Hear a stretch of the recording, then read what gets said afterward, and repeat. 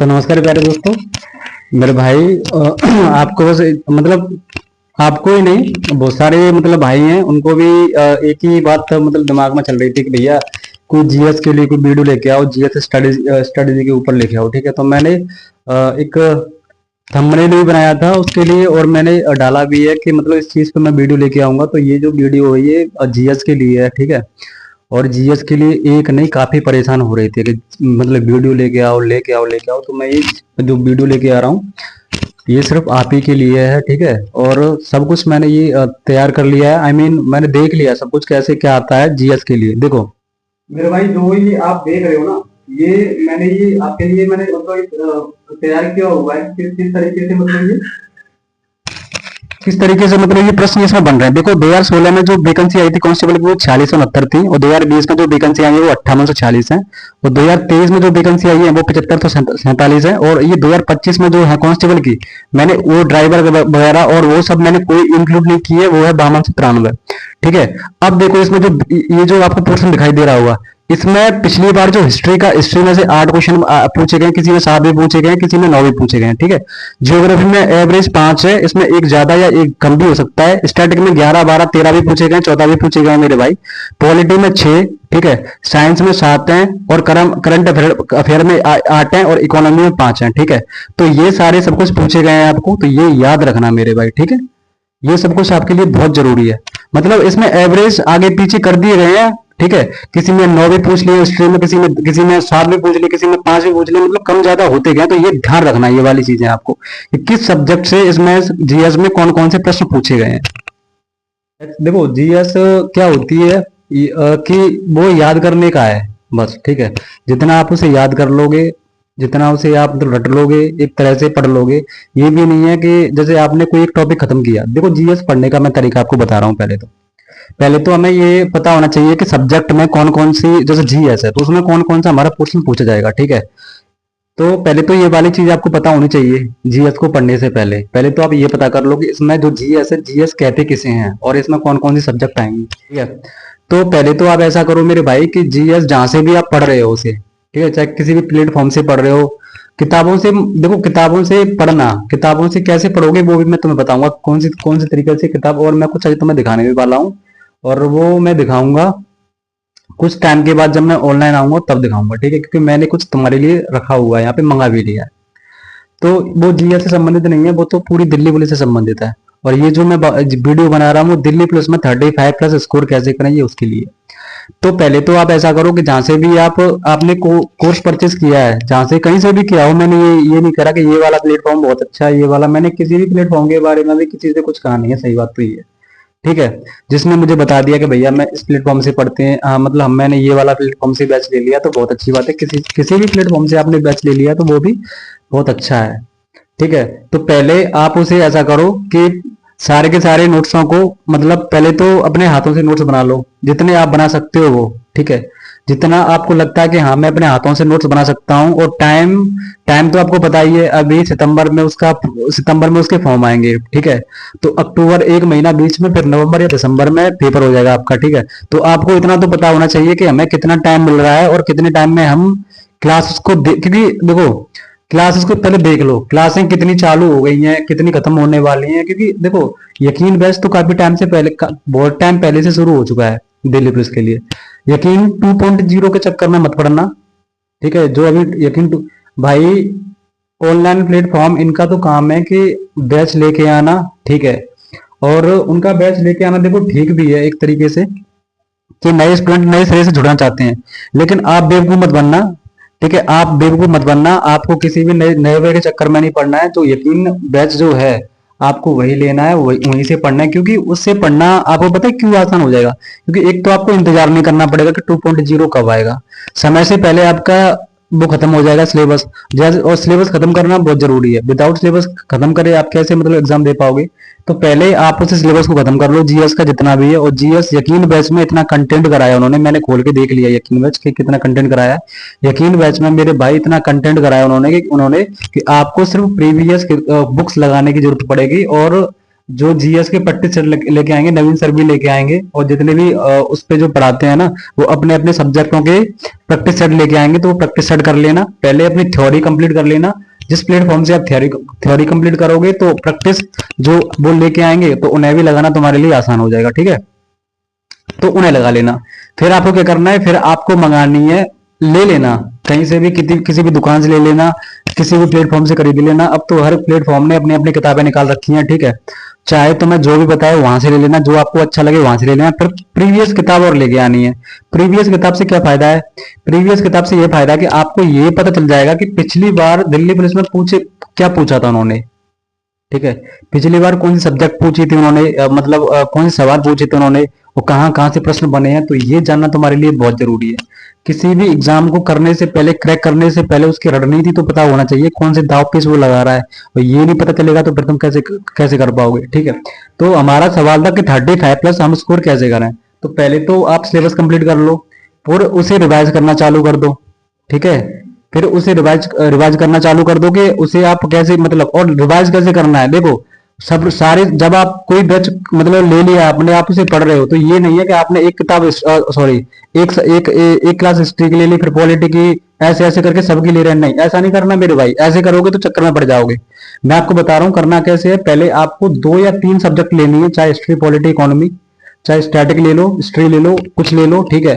अगर उनमें से कुछ नोट्स आप निकलवा सकते हो तो निकलवा लेना, क्योंकि मैंने यकीन बैच के बारे में बताया कि और स्टैटिक के और कंप्यूटर के नोट्स वगैरह आप निकलवा सकते हो तो निकलवा लेना, ठीक है। क्योंकि कंप्यूटर में मैंने देखा है, उनकी पीडीएफ वगैरह मैंने देखी है, उनमें क्या है, उन्होंने कुछ ऐसे ऐसे मतलब वो दिए हैं, फीचर्स दिए हुए, मतलब उसमें जैसे कंप्यूटर के बारे में सब कुछ लिखा हुआ है, उसमें सारे टूल्स वगैरह दिए हुए हैं। तो वो टूल्स को आप अपने हाथों से नहीं बना पाओगे, वो आप एज ए प्रिंट आएगा तभी आप उसे समझ पाओगे और देख पाओगे, ठीक है।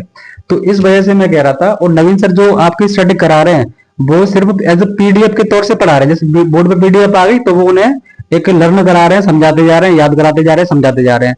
तो उसमें आपको लिखना बहुत पड़ेगा, ठीक है। हालांकि लिखने वाली चीज इसमें उसमें कोई ऐसी है नहीं है। तो मैं तो टाइम की बचत करने के लिए बोल रहा हूँ भाई, और मेरा कोई उद्देश्य नहीं है कि कुछ लोग अगर आपको जो देखेंगे वीडियो, वो कहेंगे कि मतलब क्या सलाह दे रहे हैं, ये कौन सी सीख दे रहे हैं। सबके सब तो ये कहते हैं कि हाथों से, लेकिन भाई मैं तो ये कह रहा हूँ एज ए स्टूडेंट आप भी हो, सब लोग हैं, ठीक है। तो अगर निकलवा सकते हो तो निकलवा लो, ठीक है, आप ही के लिए अच्छी बात है। नहीं तो अगर लिखना चाहते हो आप तो अपने हाथों से बना लो, उसमें तो और अच्छी बात है, ठीक है। तो पहले आप उसे ऐसा कर लो, सारे सब्जेक्ट वो पहले कवर कर लो। कवर करने के बाद में रिवाइज साथ के साथ करनी है, ये नहीं है चाहे 2 घंटे पढ़ो जीएस को, लेकिन शिद्दत से पढ़ो, ठीक है। और ये वाली चीज नहीं है कि तुमने, देखो भाई, मैं कोई मूल मंत्र तो दूंगा नहीं आपको, कुछ ऐसा दे दूं जैसे घोल के पी जाओ, या फिर तुम्हें भाई जीएस तो जितना याद कर लोगे उतना याद रहेगी। और जिसमें तुम्हें 15 दिन का या 1 महीने का गैप कर दिया तो वही सपा सट्टे सारी, फिर तुम्हें कुछ भी याद नहीं रहेगा, फिर कोई कुछ भी नहीं कर सकता है इसमें जीएस में, तो ठीक है। और दिल्ली पुलिस में जीएस का ही पूरा खेल है। जो आप छाती ठोक के कहोगे ना कि नहीं नहीं हम तो सिलेक्शन ले लेंगे, हम ये कर देंगे, हम वो कर देंगे, तो नहीं कर पाओगे आप, विदाउट जीएस नहीं कर पाओगे, क्योंकि आधा पोर्शन तो जीएस ने घेर रखा है ना उसमें। तो पहले आपको क्या करना है, पहले सिलेबस कंप्लीट करना है अच्छे से, सारा सारा जीएस का कवर करना है। करंट अफेयर तो नहीं कर पाओगे, करंट अफेयर तो अलग से पढ़नी पड़ेगी आपको, ठीक है। तो जो वैसा पोर्शन है तो वो तो आपको कवर करना पड़ेगा। फिर आपको टाइम टेबल बनाना पड़ेगा, टाइम टेबल के हिसाब से आज तुमने जीएस हिस्ट्री पढ़ ली, कल इकोनॉमी और वो पढ़ ली, ऐसे ऐसे करके तुमने सारी सारी सारी सारी रिवाइज करनी पड़ेगी, साइकिलिंग करनी पड़ेगी तुम्हें, ठीक है। आज तुमने जीएस हिस्ट्री पढ़ ली, कल पॉलिटी पढ़ लोगे, इकोनॉमी पढ़ लोगे कल के लिए, फिर ऐसे ही फिर अगली ऐड कर दो, ठीक है। फिर आगे जाके फिर वही दोहरा दो, फिर आगे जाके वही दोहरा दो। मतलब ऐसे नहीं है कि आज तुमने 15 मिनट जीएस पढ़ ली, 15 मिनट, ये 15-15 मिनट का कोई खेल नहीं है, एक दिन में तुम भूलोगे नहीं, इतनी गारंटी तो मेरी है, ये आपको भी पता है। तो सब्जेक्ट 2 या ले लो, 2 लो या 3 लो, ज्यादा मतलब टाइम है तो जीएस को याद करने का तो यही तरीका है। फिर जैसे याद हो जाए तुम्हें लगे कि जीएस का मैंने करीब 50 से 60% मैंने याद कर लिया है, इतना याद कर लिया है कि अगर मैं मूक लगा रहा हूँ, फिर मूक लगाने इंडिविजुअल आपको, इंडिविजुअल में आपके स्कोर में 28 29 30 अगर पहुंच रहे हैं तो मान लो कि तुम सिलेक्शन के करीब जा रहे हो बहुत ज्यादा। जो बच्चा 15 नहीं कर पाता था, जो बच्चा 10 क्वेश्चन नहीं कर पाता था जीएस में, वो अगर 20 पे भी पहुंच रहा है ना मेरे भाई, तो वहीं से आप अंदाजा लगा लो कि आपने अपने आप को कितना इंप्रूव किया है, ठीक है। तो धीरे धीरे करके आप 30+, 32, 33, 34, 35 जिस दिन 35 आ गए आपके किसी भी मूक में, तो समझ लेना कि आप सही दिशा में चल रहे हो और आपको जो अचीव करना था वो आपने अचीव कर लिया। बाद बाकी वाली वैसी वाली बात तो ये होती है मेरे भाई कि जीएस तो वो है कि फंस गई। बोलते हैं ना कुछ लोग तो कि हमारे याद क्यों हुई, हमारी जीएस आ गई तो अच्छी बात है, नहीं आई तो फिर क्या करेंगे हम। तो भाई याद करी तभी तो आएगी, पहले तुम याद तो करो उस चीज को, काबिल तो बनो कि तुम्हारी फंसी हुई चीजें कुछ याद आ जाएंगी। देखो जैसे ज्यादा से ज्यादा तुम अब पढ़ोगे, और जिस बच्चे के यहाँ पे 35 36 ऐसे मॉक टेस्ट में आ गए जीएस में, तो फिर आपको अंदर से ही मतलब फीलिंग आ जाएगी कि जिस दिन मैं पेपर में बैठूंगा तो इतना तो मैं करके आऊंगा। ठीक है, जब आपके यहीं मॉक में नहीं आएंगे तो फिर आप वहां पे भी नहीं कर पाओगे। इसलिए यहाँ पे करना बहुत जरूरी है आपका, तभी आपका अंदर से मतलब एकदम जुनून आएगा कि हाँ इतना हम कर सकते हैं वहां पे जाके। तो ये बहुत जरूरी है, तुम्हें यहाँ पे करना बहुत जरूरी है। तो इस तरीके से 35 प्लस आएंगे आपकी, समझ में आ गया। पहले आपको करना क्या है, मैं रिवाइज करा देता हूँ। पहले आपको क्या करना है, पहले कंप्लीट कोर्स कंप्लीट करना है। कोर्स कंप्लीट करने के बाद में आपको क्या करना है, देखो जैसे जैसे जैसे कोर्स कंप्लीट हो जाए उसके बाद में पहले रिवाइज करना है। रिवाइज कैसे करना है, रिवाइज करने का तरीका मैंने आपको बता दिया। सारे सब्जेक्टों को एक साथ रिवाइज नहीं करना है, सारे सब्जेक्ट को एक साथ रिवाइज नहीं करना है। जैसे एक दिन का शेड्यूल नहीं बनाना है। मेरा कहने का मतलब ये शेड्यूल ऐसे बनाना है कि आज तुमने हिस्ट्री और पॉलिटी ले ली या तीन तीन सब्जेक्ट ले ली, तो अगले दिन फिर तीन, फिर अगले दिन फिर वही, फिर तीन, ऐसी साइकिलिंग बनानी है तुम्हें। ठीक है, और मुझे पता है जैसे जैसे तुम्हारा सिलेबस कंप्लीट हो जाएगा फिर एक दिन में तुम करीब एक एक सब्जेक्ट के चार चार चार पांच पांच क्लास निपटा दिया करोगे। तो चार चार पांच पांच क्लास निपटाओगे एक दिन में, तो तुम्हारा तो हो जाएगा ना मेरे भाई। है, यही से समझ लो। मैं तो ओरिजिनल तुम्हारी प्रैक्टिस की है, उसके लिए मैं वीडियो ले आऊंगा। ठीक है, ये जीएस के लिए वीडियो, ये 35 प्लस मेरे भाई ऐसे होंगे जो तुम कहते हो ना कि भैया यार वीडियो लेके आओ, जीएस पे लेके आओ, कैसे करें कैसे करें।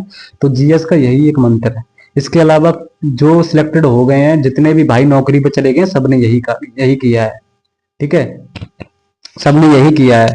पहले इस चीज को पढ़ लो, उसके बाद कोई किताब लेनी हो तो लूसेंट की किताब ले लेना। वैसे किताब की आवश्यकता तब पड़ेगी जब तुम सारा कवर कर लोगे।